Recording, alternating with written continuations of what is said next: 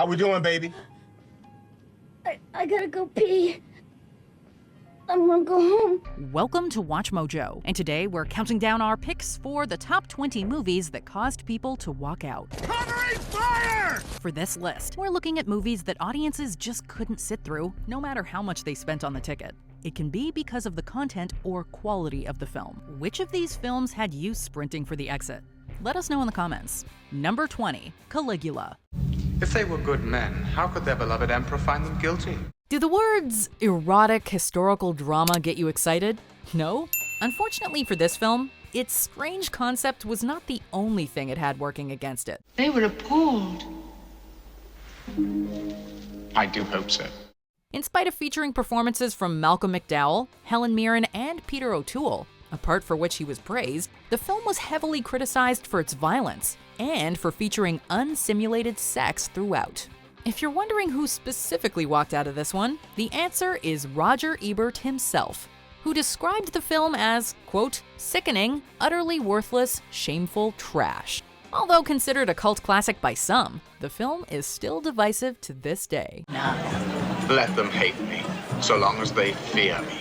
Number 19, Fight Club. The first rule of Fight Club is, you do not talk about Fight Club. The second rule of Fight Club is, you do not talk about Fight Club. If Fight Club is anything, it's provocative. It bizarrely manages to strike a balance between pavement-level grounded and borderline absurd, all while deftly telling the story of a man who's been pushed over the edge of societal norms to break with reality. What are we doing tonight? Tonight, we make soap. A movie like that's pretty weird, and needless to say, not everyone got it. As if that wasn't bizarre enough, the scenes of raw, animalistic violence and something about getting covered in human fat were enough to push people over the edge. Fight Club's awesome. It's just not for everyone. Things you own end up owning you. Number 18, The Revenant. Where is he? Leo worked hard for his Oscar, and Alejandro G. Iñárritu is a genius, but The Revenant is pretty much just 2.5 hours of a guy trying not to die. It's a harrowing journey that explores the limits of a man and how far he'll go to not only survive, but also to take revenge. It has a couple of scenes that are hard to watch, but the real kicker is the bear attack scene, which, like the rest of the film, strives for realism in the most gut-wrenching fashion possible. For some, watching a bear rip into Leonardo DiCaprio was just too much.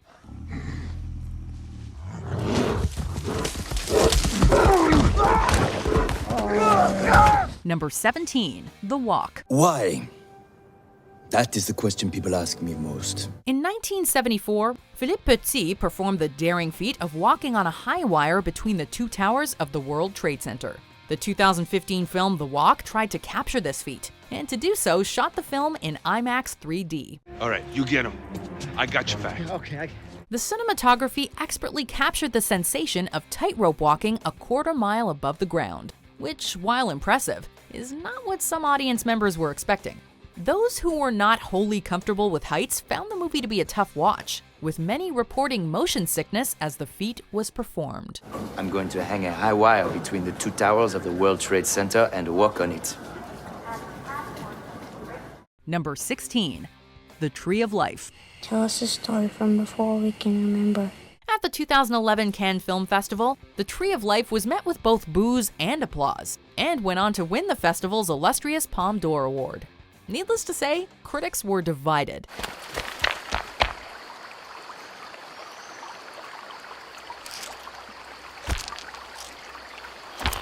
As were audiences. One of the film's stars, Sean Penn, stated that he did not find the same beauty and emotion in the final film as he did in the script, in no small part thanks to the film's convoluted narrative. While ambitious, and by some accounts a masterpiece, many audience members just wanted a movie they could sit down with some popcorn and enjoy. It could be better. Number 15, The Passion of the Christ.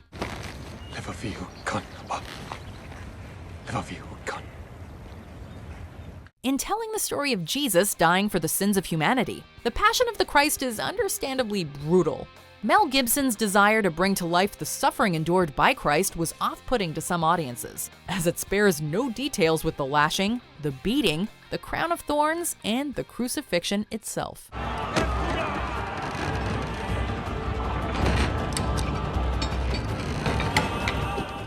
One woman actually experienced a fatal heart attack while watching the climactic scene of the film. Needless to say, if you were looking for something to complement your Sunday school lesson, this might not be it.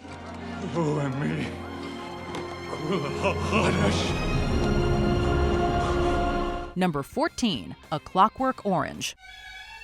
For now it was lovely music that came to my aid. Back in 1971, audiences were not ready for the maniacal breed of ultraviolence that Alex and his droogs offered up in Stanley Kubrick's A Clockwork Orange. If it wasn't the savage beating, the vicious fights or assaults, audiences were severely put off by the stylization that some critics might argue glamorizes such violence.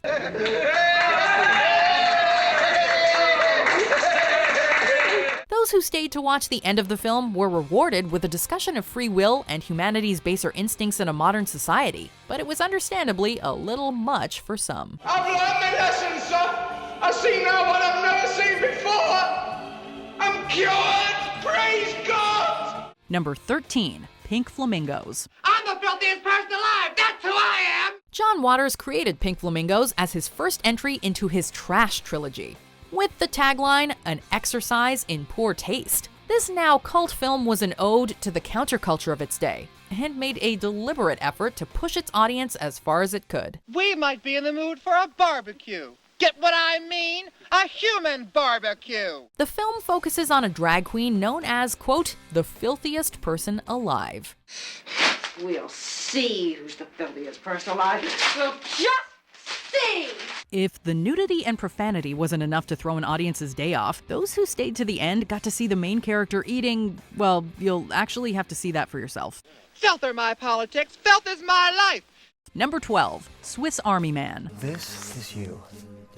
This is your body. The response to Swiss Army Man at the 2016 Sundance Film Festival was sort of a two-part process. At first, screenings of the surrealist comedy had to turn audiences away from packed viewing rooms. That is, until the film actually started. Then, it became more of a challenge to keep audiences in their seats, as many decided that a film starring Daniel Radcliffe of Harry Potter fame as a farting corpse was just too much for them to handle.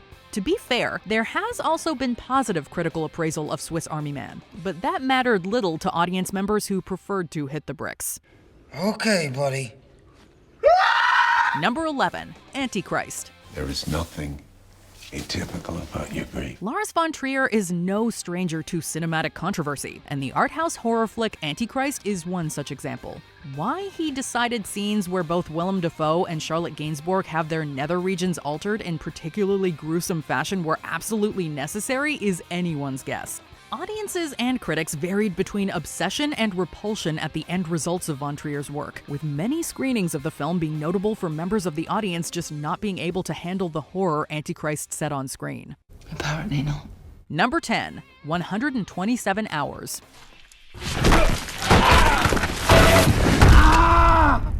127 Hours was a biopic from Oscar-winning director Danny Boyle about canyoneer Aaron Ralston, who became headline news for a harrowing situation that left him trapped for days between a rock and a hard place. The film came to a head during a pivotal scene where Ralston, played by James Franco, is forced to amputate his arm in order to free himself from a huge boulder. This rock has been waiting for me my entire life. The scene is extremely graphic and sent many audience members into a panic, with some theaters reporting vomiting and fainting. This is something you might expect from a horror film, but maybe not so much from a film that was marketed as, quote, a triumphant true story. You have a phone? Yes, but no signal. You should stop and rest. Number 9, Raw. The French-Belgian horror film Raw raised eyebrows with its realistic and disturbing portrayal of on-screen cannibalism. The film describes the descent into madness of a vegetarian college student who is hazed and forced into eating raw rabbit. It's after this traumatic incident that she develops a taste for violence and human flesh, and it's these scenes that reportedly sent audiences into physical panic, with some becoming ill in the theater, passing out, or otherwise running the hell away from what was clearly a successfully horrific film.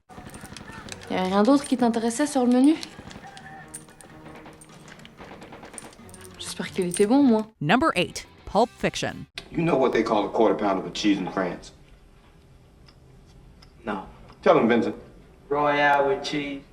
Today, fans of Quentin Tarantino have grown to expect and appreciate the filmmaker's relationship with on-screen violence. This wasn't exactly the case back in the early 90s, as evidenced by the powerful response to two of Tarantino's early features, Pulp Fiction and Reservoir Dogs. Tarantino himself told The Guardian in 2017 how he, quote, counted the walkouts when Reservoir Dogs hit the festival circuit.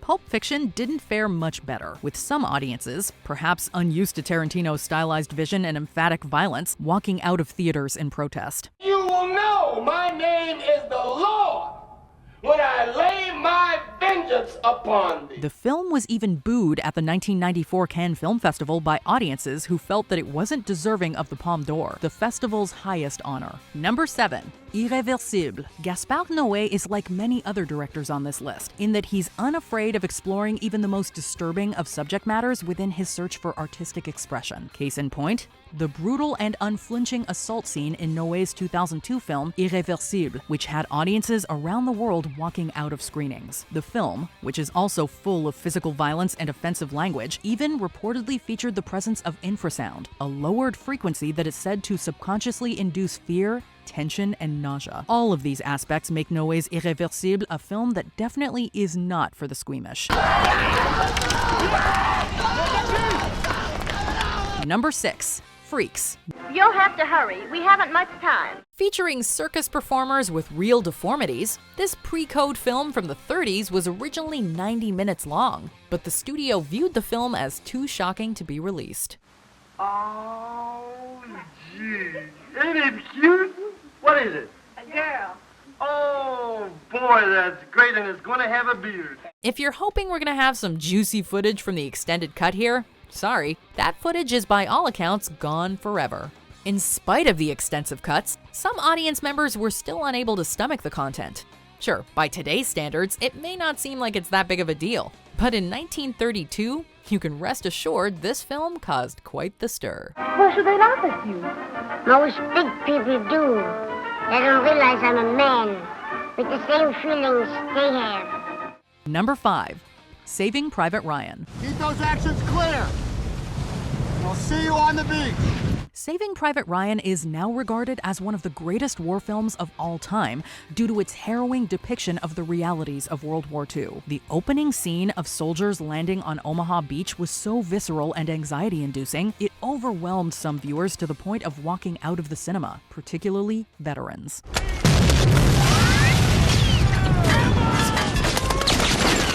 These scenes were so striking, they actually caused a PTSD hotline to become overwhelmed with calls. Whereas so many films in this genre strived for technical and cinematic achievement, Saving Private Ryan was entirely focused on portraying the horrors of war, and it's this realism that left some viewers in a deep state of trauma and grief. 70 years. And That's the first time I talked about it. Okay, to your family, It was too hard, and I didn't want to bring it home to my family. Number 4. Mother. Nonsense. No, it's late. Stay the night. No, I couldn't. Please, we'd enjoy the company, right? Yes, of course. Mother was destined to be divisive, although perhaps neither director Darren Aronofsky nor star Jennifer Lawrence could have predicted exactly how split audiences would be on the film. Although some fans and critics lauded Mother as a challenging yet bold triumph, other screenings of the film were marred by walkouts and complaints. Stop it! Stop! Some audience members even went so far as to demand refunds for their unpleasant experience, a move which perhaps mirrors Aronofsky's desire to provoke better than any actual scene in the finished product. Do you hear that? That is the sound of life. That is the sound of humanity. Number 3. Cloverfield. You still filming? Yeah. People are gonna want to know how it all went down. There are many different reasons why people walk out of movies, some of which have absolutely nothing to do with the film's content. Take Cloverfield, for example, a throwback to old-school monster movies with a very modern twist. The found footage shooting style. I don't know, something else. Also terrible.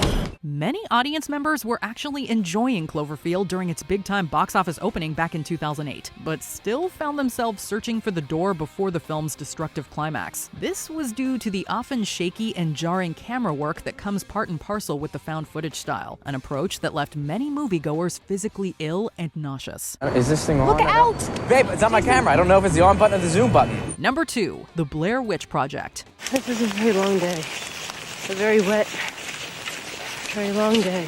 The Blair Witch Project had the perfect amount of parameters to make it successful. First off, the film's viral marketing gave it a massive groundswell of hype before it even hit screens in 1999. Once audiences did catch a glimpse of the Blair Witch Project, however, it made national news again. This time for reports of audiences walking out of the theater or becoming physically ill. Oh my God, what the f*** is that? What the f*** is that? Many audiences weren't used to the found footage style of filmmaking back in the late 90s, or the dizzying effect it can have, not to mention the fact that many fans were also scared witless by the film's overall execution. So call this one a win-win. That's your motivation! You stop.